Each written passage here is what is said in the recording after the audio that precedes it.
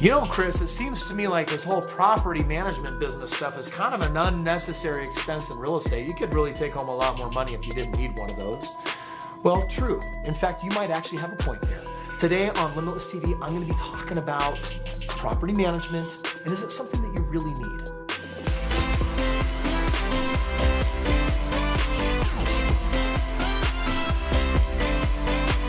I love property managers. In the beginning, I didn't have one. I was the property manager. And you know what? When I bought my first real estate deal, I was thrilled about being my own property manager because I really didn't want to take 10% of the gross rent and actually give it to somebody else. I was making $1,500 a month on my home, and 10% of that is $150. And when I didn't have a lot of money, $150 was enough that said, I'm going to be the landlord. Now, by the way, what does a property manager actually do? Well, they put tenants in homes, they collect the rent, they do the background checks, make sure you got the right kind of people. You have to sometimes deal with evictions or getting people out or having hard conversations. And then if there's repairs and maintenance, then you're basically watching over those things and ensuring that they're taking place. Property management is a vital function in all real estate. And in the beginning, for my first 25 homes, I was the property manager. On my first 10 homes, I loved it.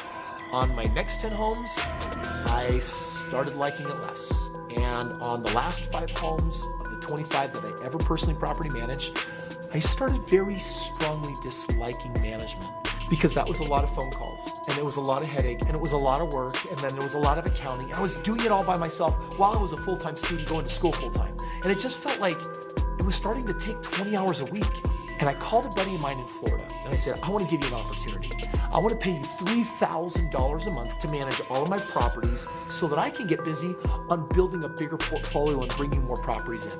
He moved his family from Florida and I taught him how to do what I was doing. I taught him how to place tenants. I taught him how to do open houses.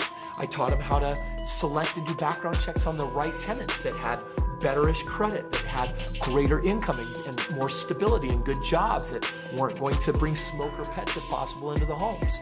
And he did a brilliant job managing that. I also had a property manager accountant whose job was just to receive the money, put it in QuickBooks, log it all appropriately so that I could do my taxes appropriately at the end of the year.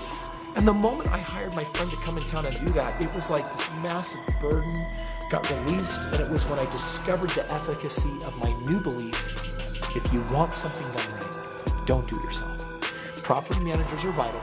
It might be you in the beginning, but if you want to grow and perpetuate, then ultimately you need to get to a place where you're no longer doing the property management.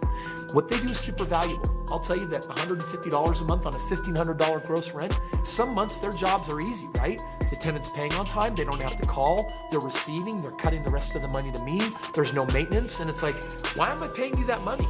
But the moment the evictions kick in, or the moment the hard conversations or late payments, the moment they have to issue and file paperwork, the moment they have to put a tenant in the house, I become deeply grateful for that money that I pay. Property managers essentially are going to do the maintenance, put people in the homes, do the background checks, collect the money, and do the nasty hard things when it comes to evictions, paperwork, hard conversations, collecting late fees, etc., etc., etc. Recently, one of my property managers even went to court because there was a tenant, and by the way, that'll happen if you own a lot of homes. First time I actually had someone take me to a small claims court over an issue of saying we put money in the house and we're leaving, but we think we should get some of that out, and blah, blah, blah. My property manager, they handled that for me, creates a stress-free world for me. But what I really want to share with you is how you game the system to your favor. Do you want to know how to take property management, have other people do the work, and get the most out of it? Check this out. Let's talk about how you game the system. It comes down to the property manager, right? To you paying, if you're collecting $1,000 of gross rent and paying them $100 of it, 10%, that may feel like a lot of money to you, but $100 doesn't buy a lot of loyalty. A property manager with several homes, however, you actually end up purchasing a lot of loyalty. That's the game that I play, is that I'll have all of my clients buy real estate in one area, so we get all of our properties, and there we're the kingpin. We have 400 properties placed with them, which means that you now matter, and it means that instead of 10%, they're often charging 8% or 7%, a discounted rate, and they know they gotta run the operation squeaky clean and keep you happy because they're tied to something way bigger. Volume is how you win in real estate when it comes to repairs and bids and winning and buying. Absolutely, in property management, the game is all about volume. So even if you were to buy 3 homes in an area with the same property manager, those 3 homes purchase far more loyalty than if you just have 1 home. So when you're thinking of your system of where to do deals, think of the power of volume and leverage that to your benefit.